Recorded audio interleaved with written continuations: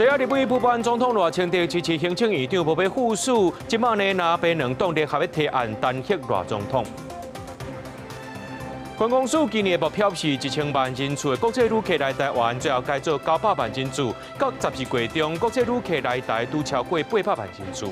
监察院纠正这经济部的断章分类，讲安尼分类会害民众放零，颠倒无去意识到地带危险性。各位观众朋友，大家好，欢迎收看12月19日 AM 新闻，我是嘉豪。新闻一开始，赶紧来看一条真大条的消息，这有影是足恐怖。这台北捷运的板南线台北车头 M7 出口的地下1楼通道，今下晡5点半时阵，竟然有嫌犯牵这烟雾弹。这台北捷运公司表示讲，有一个民众受伤，目前已经送台大病院治疗。经消接到通报了后，也封锁现场所在。讲到这现场呢，牵烟雾弹了后是望烟散布，有民众看到有民众倒伫咧涂骹，也那台北捷运的人员也随去甲伊协助，也因为这5点半时阵是当咧下班时间，现场乱糟糟。但这烟雾散去了后，列车有正常停靠柜台。台北市长蒋万安也表示讲，已经指示警消用上快紧的速度来厘清案情，抓到嫌犯，也强调任何恐吓行为拢会依法来处理。讲到这行政院长杜英泰无被副署在违法修正案，总统赖清德也甲伊修订。南北立委今仔是正式宣布要来提案单协赖总统，搁再要求赖总统要到国会来说明。这在野立委呢是邀请监察院单协杜英泰，杜英泰表示讲是用尽各种的救济方式，无被副署是上尾一步啊。赖清德下台。大法考核国民党甲民进党立委19早起伫立法院议场门口召开记者会，宣布要正式提案单协总统赖清德，并且展开全国公听会。台和为宪总统，守护台湾民主。国民党、民进党立委批评赖总统和行政院长杜英泰对国会通过的法律案歪附属、歪公告、歪一评，行为已经毁坏民主宪政，唔奈随启动专议委员会审查，警告要求被单协人赖清德到国会说明。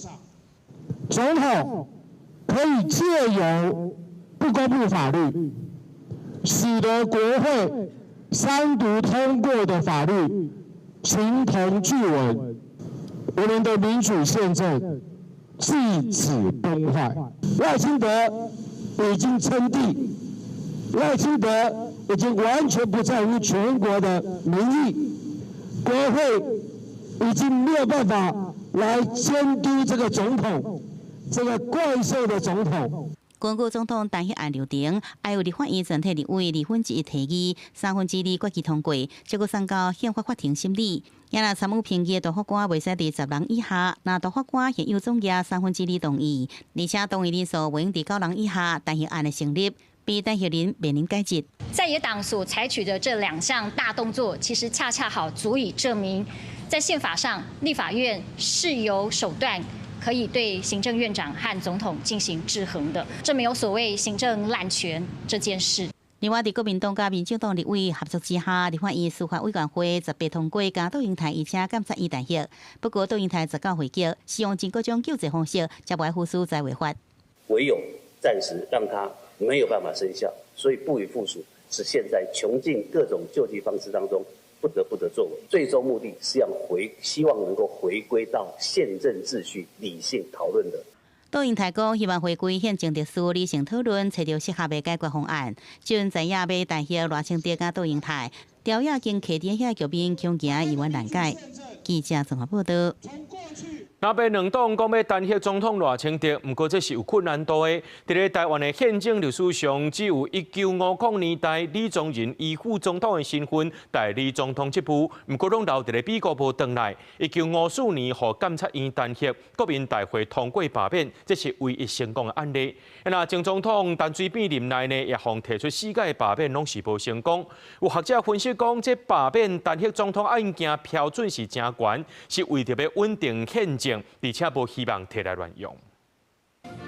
前总统陈水扁在2000年就任总统了后，等于核实政策这议题，和国民党立委丁守中等人，在迄年10月底发起联署，要推动罢免总统案，落尾是无进入罢免定书。不过刷落来，在2006年6月、10月、11月，陈水扁阁予立法院提出罢免总统案，但拢因为无够2/3立委同意的条件，宣告失败。不管是总统的弹劾或罢免，其实那个都是极端例外的情况，比如说犯了什么内乱外患，否则是不会动用所谓的这个弹劾，怕权力被滥用，所以把那个弹劾的门槛设得很高。根据宪法的规定，总统的罢免定书爱全体立委1/4以上提议，2/3以上同意，罢免案才会成立。接落来就会进入全国的罢免投票。不过罢免总统案要通过，那是需要全国选举人总额过半数参加投票，而且有效票内面要有超过半数的同意票，罢免案才算通过。那是罢免总统条件真悬，要单核总统难度嘛真悬。反帝制、反独裁、反专制。即满若被立委提案要单核总统偌清德，嘛要面对2/3以上立委同意条件的难题，就是76席的立委，但是以目前若被立委总数是60席，阁差真济。当来看台湾的宪政史，嘛只有国共内战时期，李宗仁以副总统的身份代理总统的职务，但是一直踮伫美国无爱回来，在1954年互监察院弹劾，国民大会通过罢免，变作唯一成功的案例。如果说今天反对党真的希望说能够罢免总统，或者说能够把整个政治局势做改变的话，那可能就真的是只有倒戈才有办法真正实现他们的目标。学者认为讲单核罢免总统条件是真悬，但是照现行若被释除过半，倒阁敢若需要1/3以上立委人数提出2/2以上同意。行政院长窦永泰就必须要实质总统解散国会全面改选，若要伫解选了后，至少要摕到76席，才有机会，互总统的单核案，若是罢免案，弄过国会2/3立委同意这关，再阁进入宪法法庭，还是全面复决的定数。记者综合报道。宪法法庭今仔日5名大法官签名公布114年度宪判之第1号判决，裁定这宪法诉讼法修正案，认为这修法的立法程序是有明显的重大问题，宣告违宪，对即马开始就失效。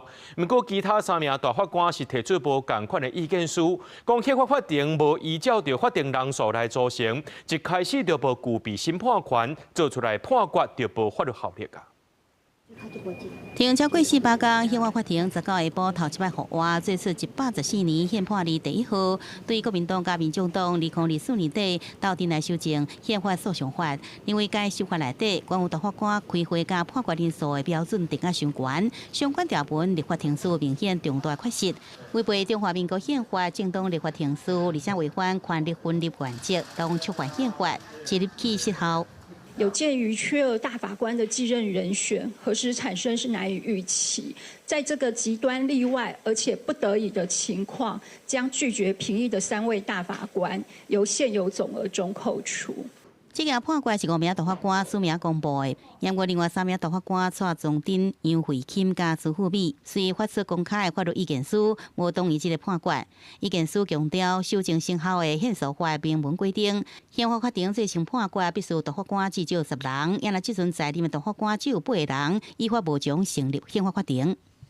就算是依照这个之前的宪诉法的规定，8位大法官当中2/3出席，也就是要有6位大法官的参与评议，这5位大法官所做成的宪法判决，基本上也是一个违宪、违法的判决。所谓的现有人数，如果结合上宪法诉讼法第12条，那要将回避的人数排除在现有人数的计数之外。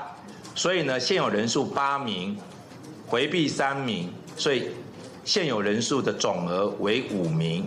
在野党批评宪法法庭宣判无具有正当性，民进党团是强调有合乎修法进程的规定。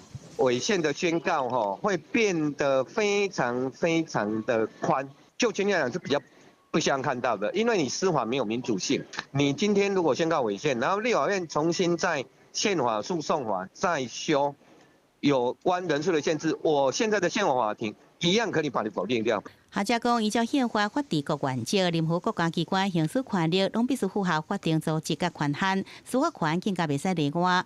宪法法庭无法度正常运作现实困境，解决指导应该依照宪法程序补足大法官的缺额。记者综合报道。基隆的暖暖溪10岁早起，和民众发现讲有真济泡，这台水公司虽停止抽基隆河的水，市政府伫今日的记者会表示讲，有可能是10八透早暖暖卫生所附近发生火灾，这泡真有可能就是这消防队用来拍火的泡，详细原因阁需要检验。那散步那顺看暖暖溪。社区兼河川巡守队的队长陈大哥比着暖暖溪讲，这么溪水看起来真清气，不过10八透早规个拢全泡。有人通知我，我赶快下来以后赶快先拍照，然后有一群人都到桥下来，那我就带他到对岸去骑啊。你安尼敢会烦恼讲咧淋的水敢若？烦恼咱嘛无多啊，咱也无够力啦，对无？环保局是派人来处理，有查有说啊。台水公司8岛抽水站也无搁再抽水，计划生产水库供水。市府19说明讲，初步勘查白色的泡是河水排水管排出来，有可能是消防伫咧拍火时阵喷的泡。暖暖溪18号清晨呢，被民众发现河面有大量的这个泡泡。那么经过环保局初步的认定呢，极有可能是18号半夜，在这个卫生所所在的这个巷弄呢，电线起火，然后消防队呢派员来救灾所导致。暖暖的这个卫生所前方有这个消防救灾后所产生的这个白色泡沫。环保局讲已经把相关检体送相关的第三方检验机构。消防局强调，迄当阵为了要避免影响命体，喷消防泡拍火，用的泡拢下标准，都必须要经过内政部符合所谓的环保跟所谓的无毒的标准。它才能够进口到市面上来做贩售，然后来提供我们来做救灾上的使用。市府讲，采样检验结果拿出来，会随向外界报告。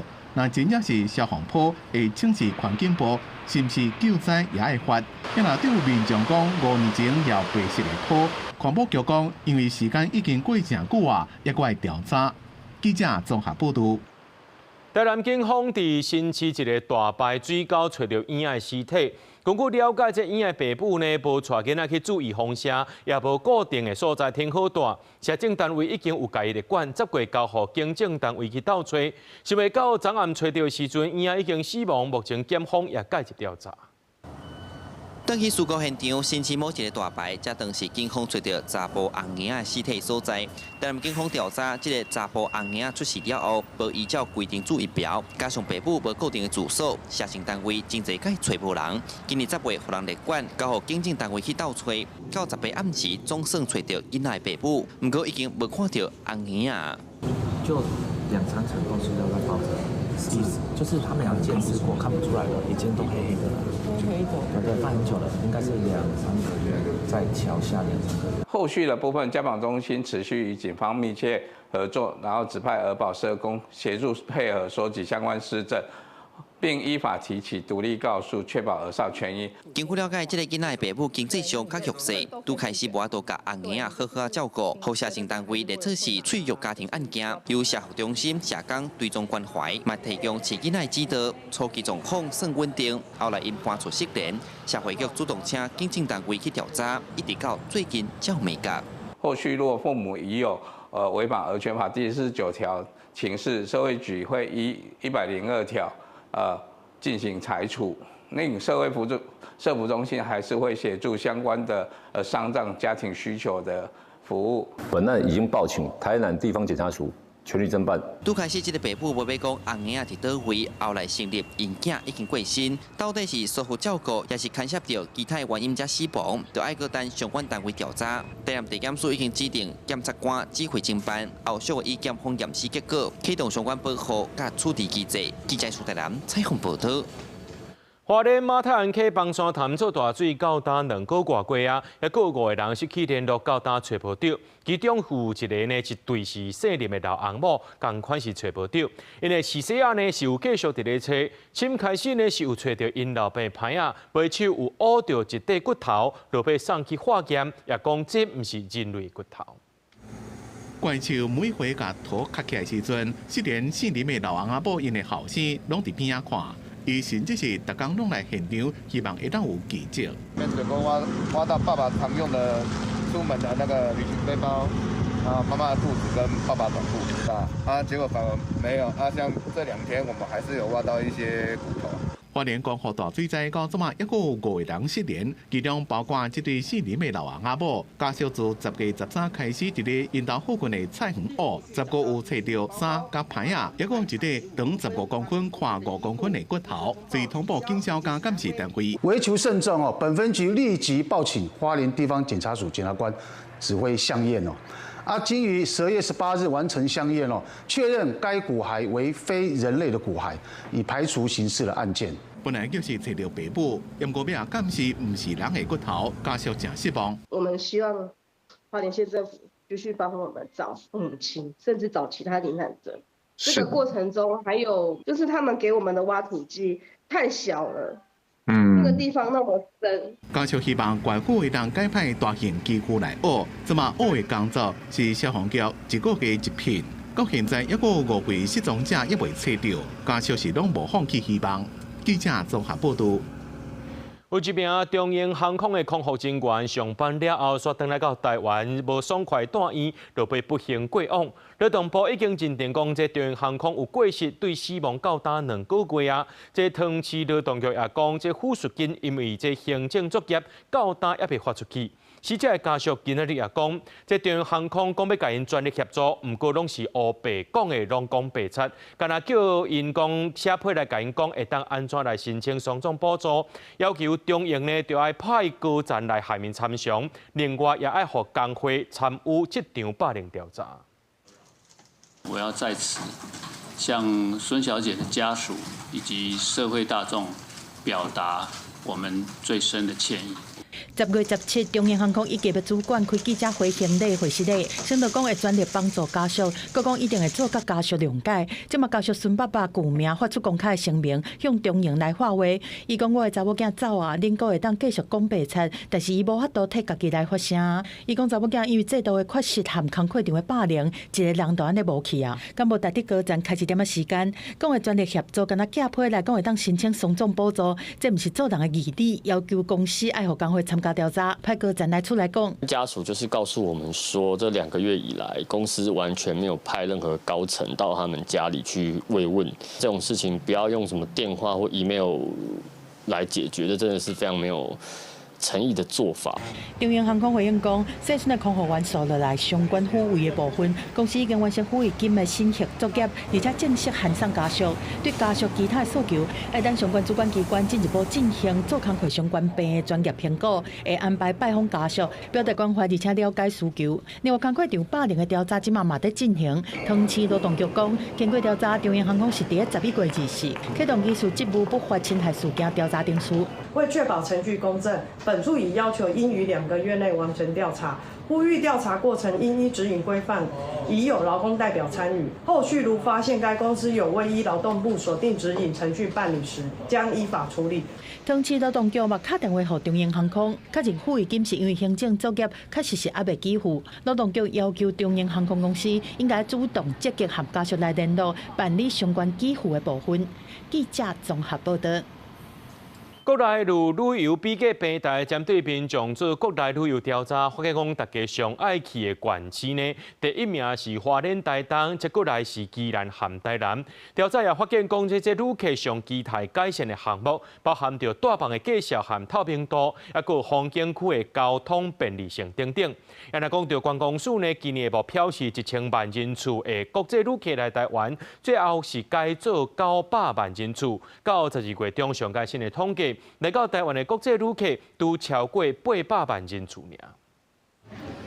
天气冷，想到宜兰，真侪人第一个就想到打开温泉，甲脚浸伫温泉内，规身躯嘛变甲烧乎乎。泉质好，听说冷泉它坏了，蛮可惜的。出去佚佗，除了浸温泉消毒疲劳，真侪人是搁较介意去看大自然的景观，亲像台东鹿野的小风球，逐年拢成各地游客来。山景、海景到处都有，所以这基本上来讲，有疗愈的功能。除了东部，伫西部的台南，有丰富的文化和物件真好食的特色，或者侪旅客是真爱来食。价钱都蛮便宜的。最主要的食物也好吃嘛，好吃，所以下次还会。国内有旅游的比价平台，针对用户做国旅的调查，发现讲上城大家去旅游的县市，第一名就是花东，第二名是宜兰，原因是正看正水的自然景观，还袂当放轻松的步调。第三名是以好食米和文化真有名的台南。不过，真侪用户嘛表示讲，上希望国旅会当改善的部分，是包括大小店家的透明度、景点的创新和更新、风景区交通接送的利便等等。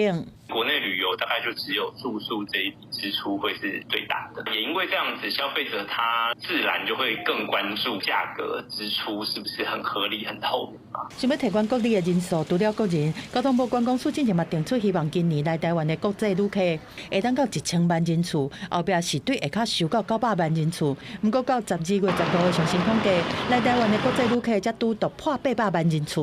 我们的观光是进入到差不多是类似稳定成长的状况了，现在不会大幅成长啊。可是我们如果能有到每年都以5到10%来成长的话，这大概是基本盘。学者分析，目前来台湾的国际旅客是以欧美市场的增加比例较悬，日本、韩国是呈现衰退。今年交通部观光署伫来台国际旅客部分，敢会当到900万？观光业关注关注，记者综合报道。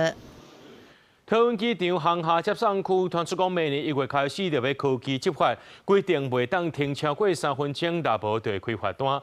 航警局也证实讲，明年开始要科技执法，会先试办宣导，4月开始就要来正式实行咯。LED 看板下科技集团违规政策测试当中，桃园机场航厦接送区传出明年1月开始科技大执法，规定免停超过3分钟，若无会开罚。大部分的民众是支持，不过有人认为3分钟伤过短，若拄到上车落车人多，行动不方便人，或者是甲外国人沟通较久，都可能被俘虏。我们一般都是客人出来，我们才会过来。如果客人已经出来，是不会太快，3分钟完全合理。要有轮椅的，3分钟不可能啊！而且你跟客人沟通，有时候他讲语言不通的时候，也会delay到很多时间啊。入境接送区为黄线地面写大段，甲他提供临停上车，禁止空车临停字样。航警局表示，桃园机场路运量大，甲航厦道路空间有限，常常违规停车的代志。为避免影响接机甲行车的冲突纠纷，所以就规划试办科技执法2年。因为车子很多，那你如果停太久，后面的车会进不来啊，然后它就会造成大塞车。本案为国际机场首创措施，科技执法设备正式启用前，将于115年1月1日起宣导3个月，不取缔告发，并于115年4月1日临时起正式启用。航警局表示，科技执法处理违规会在1月进行宣导，4月正式执法。未来若是为方便，停等超过3分钟，会全程自动翕相录影，而且开单处理。若拄到有行动不方便旅客，这因素基本上会看情形排除3分钟，再发的设定。记者综合报道。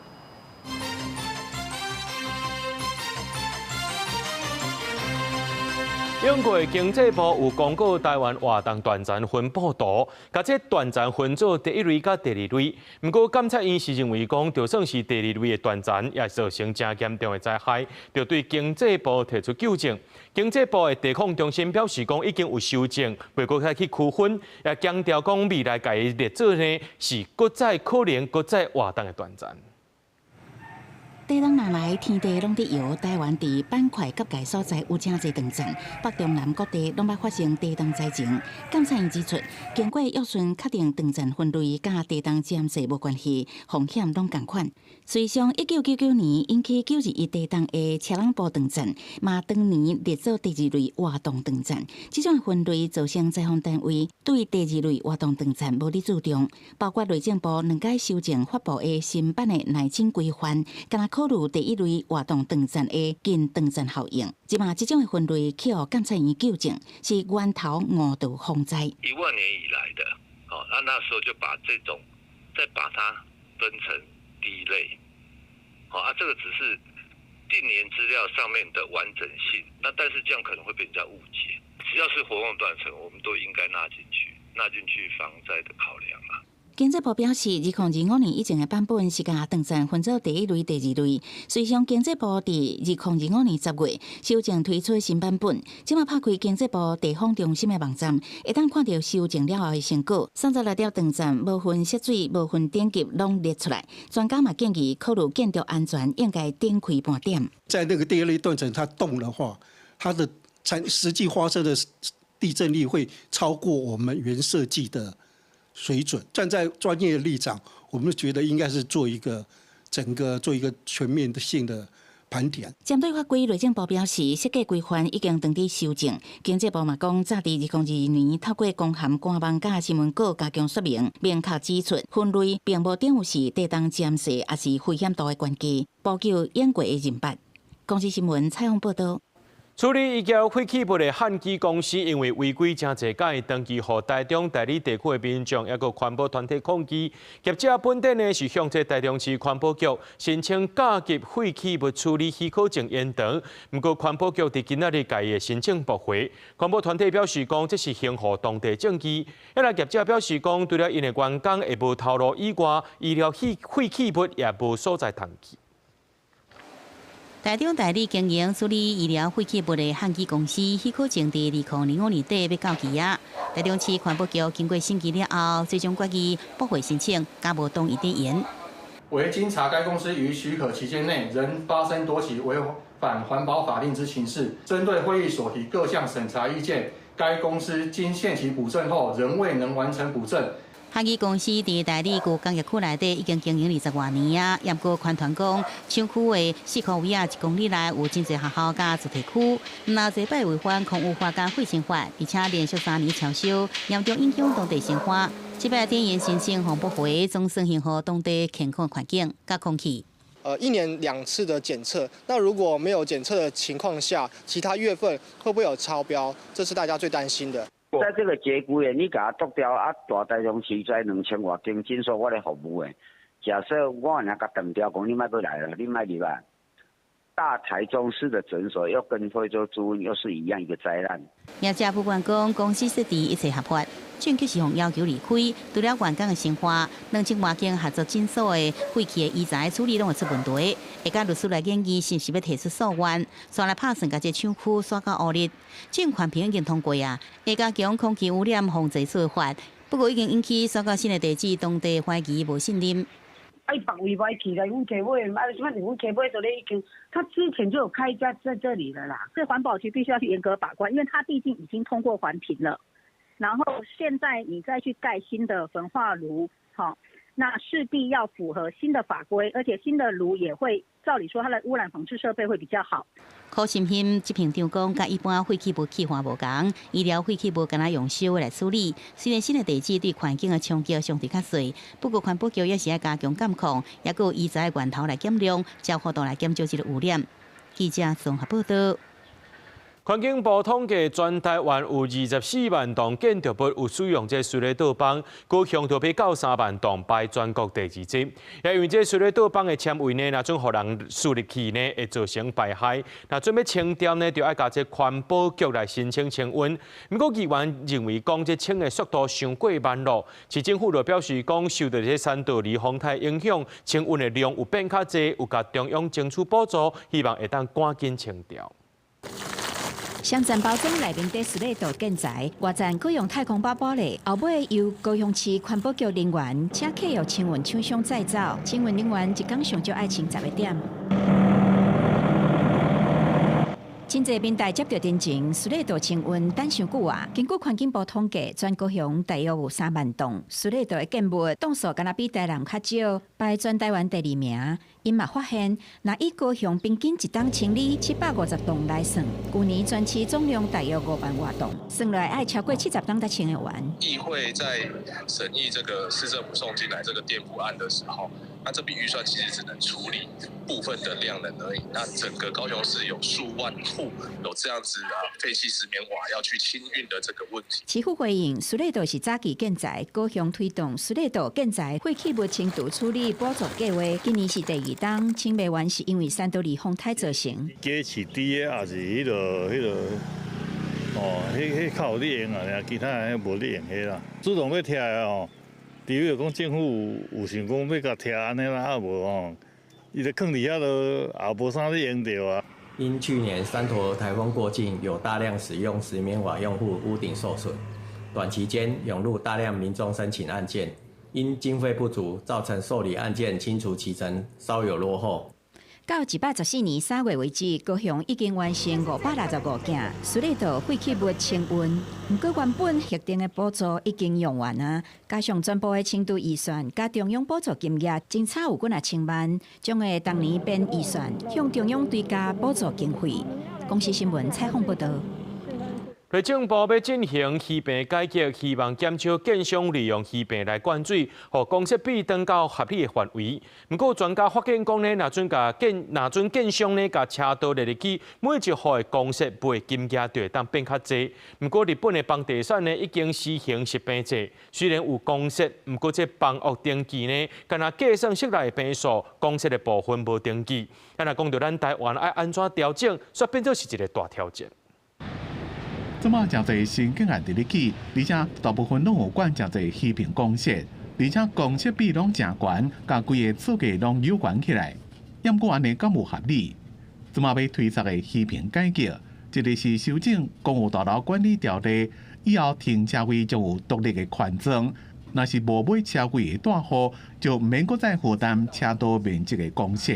动了这块，等于是直接去动到这个建商获利的一个背后的一些秘辛啦。专家用较简单的数字实际举一个例，假如讲有一栋大楼，规个社区只个那简单的 A、B 2户加一个车位，每一户拢是30平，一平100万。一个坡道平面车位300万，面积12平，内面有包括6平的车道。要果若是建商将车道管入去公设内面，规个乾坤大搬移了，计算6平车道变做公设，2户内本1户加3平公设。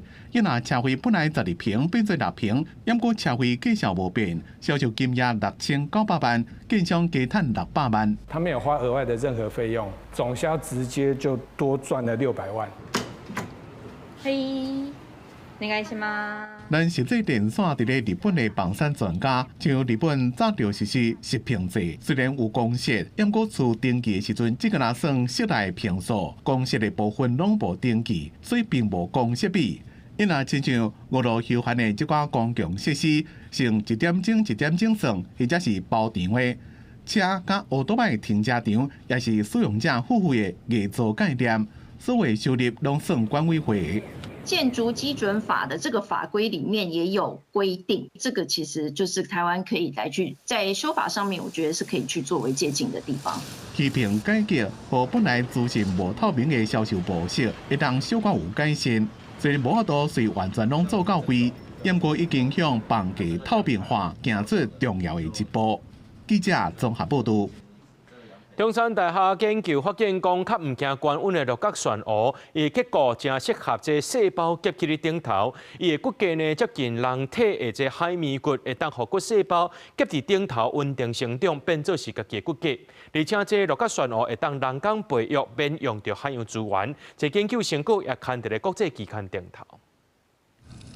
海波数统计，台湾因为地形加附近的洋流，旋蛾的种类就占世界的1/3。六角旋蛾就是其中一种。中山大学研究团队发现，六角旋蛾会当将这高解的骨材，因为伊骨头的结构甲人的海绵骨正活，也可以让骨头细胞稳定大副，而且成长。骨折的患者若靠这种六角旋蛾骨材，作用了会生做家己的骨头。利用人工养殖的方法去把它放大的，而且这个放大过程里面，不管是在有光或是没有光的环境下，都可以长得很好。进一步的把它商业化的时候，那它的来源就没有比较生态上面的冲击跟议题。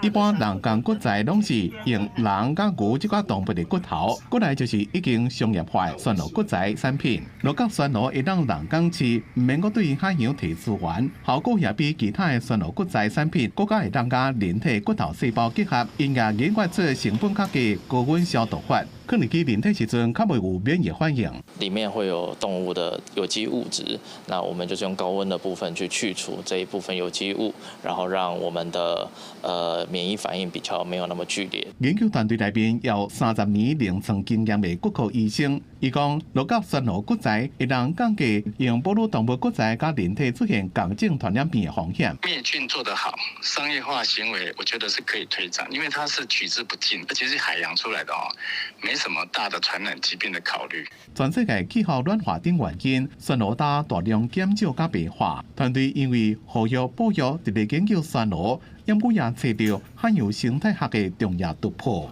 和台湾向开发性能更加优异的国产高阶骨材，搁再下出一步。记者综合报道。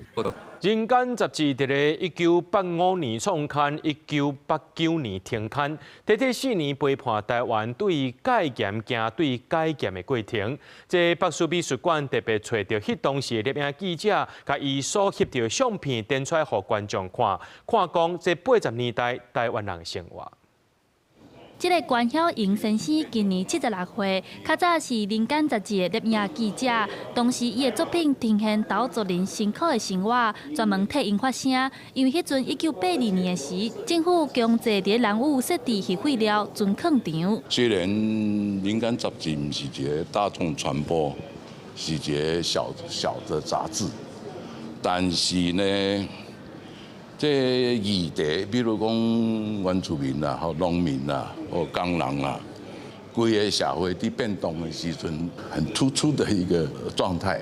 这个摄影展览主要是为着要回顾陈映真所办的《人间》杂志。特点人讲，《人间》杂志伫咧1985年创刊，1989年停刊。伫咧4年内，拢总有196位的摄影记者翕5000多张的相片，一寡相片也记录台湾对戒严时期到戒严时期的过程。《人间》杂志是由文字跟影像2个部分所组合起来。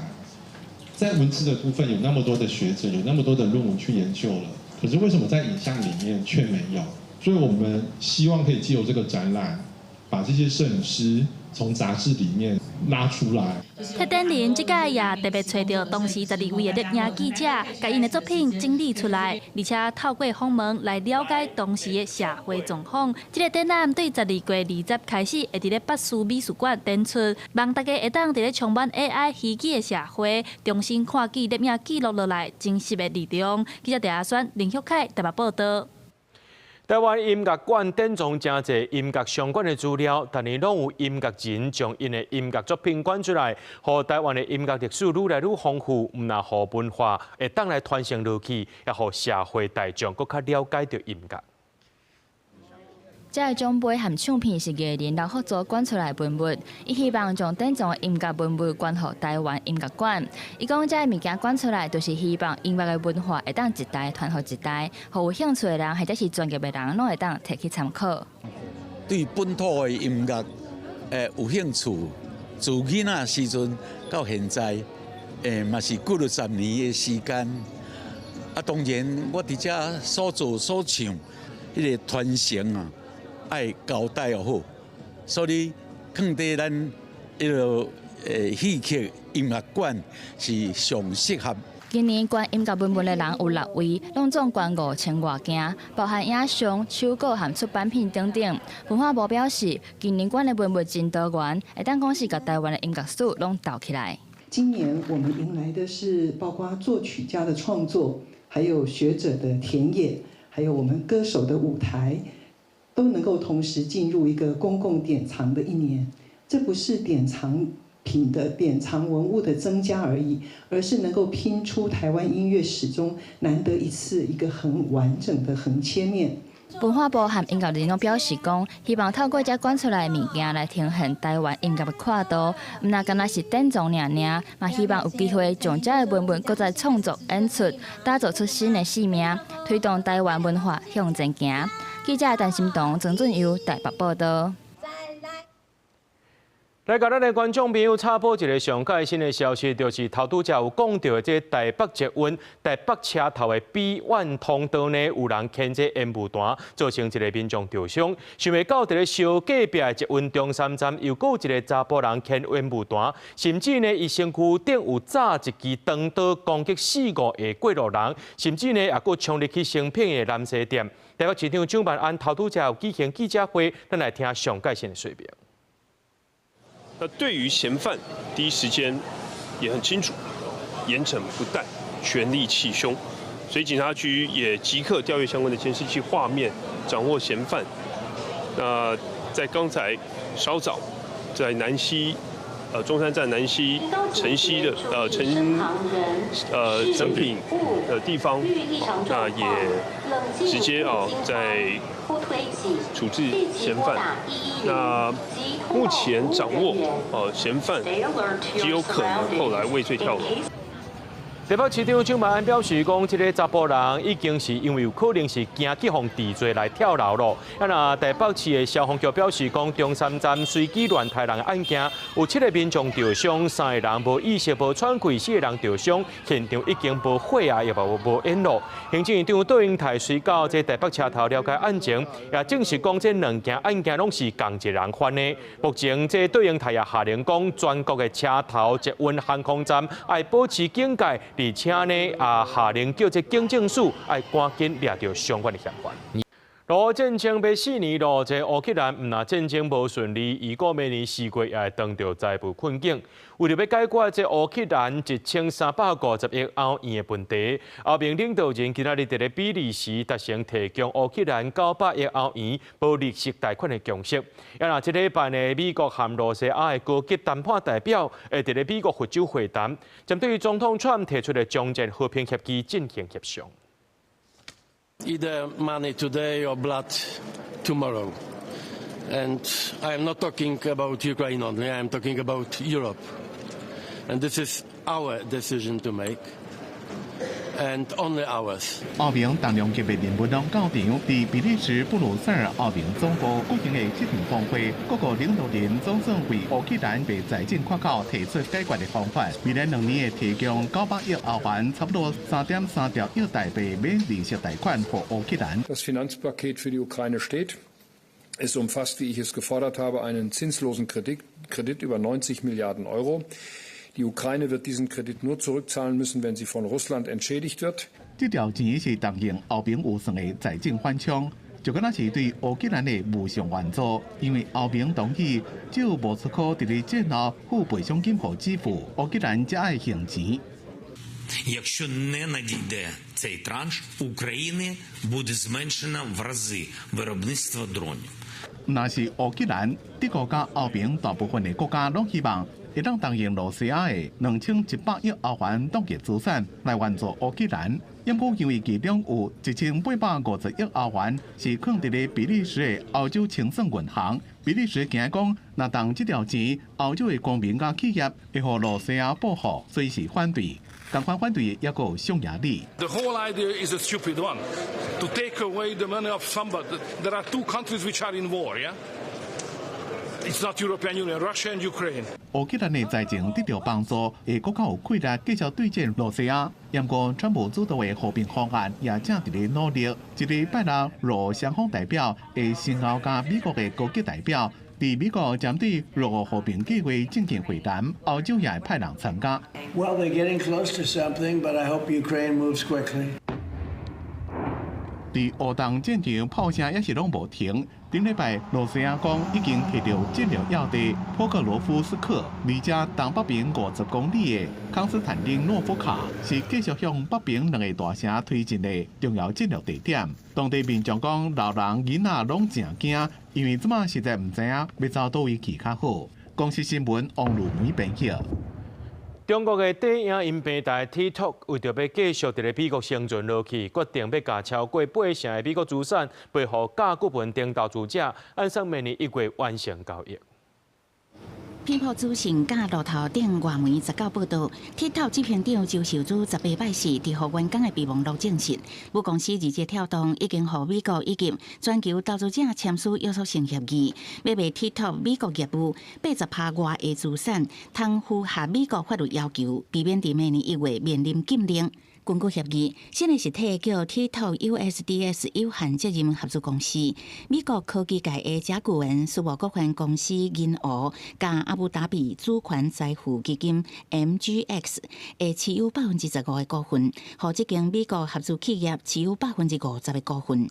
日捷跳动的现有投资者附属机构会持有30.1%，日捷跳动也是本身保留19.9%的股权。回顾这场风波，为2020年川普第一任总统时期，捌以国家安全的理由想要封杀 TikTok， 不过川普伫去年竞选期间态度转变，甚至亲身使用 TikTok 来吸引少年选民。佮伫今年3月受访的时阵，表达对这项交易真有兴趣。We have a lot of interest in TikTok, and China is going to play a role. And so hopefully China will approve of the deal, but they're going to play a role. But we have a lot of interest in TikTok. 这项交易一定伫明年1月2日完成，这嘛代表困扰 TikTok 真侪年的美国国安纪律甲禁令的威胁，有希望因为新合资公司的成立暂告一段落，互1.7亿的美国用户会当继续使用这个平台。公司新闻陈伟仁编译。咱做伙来看明仔载天气。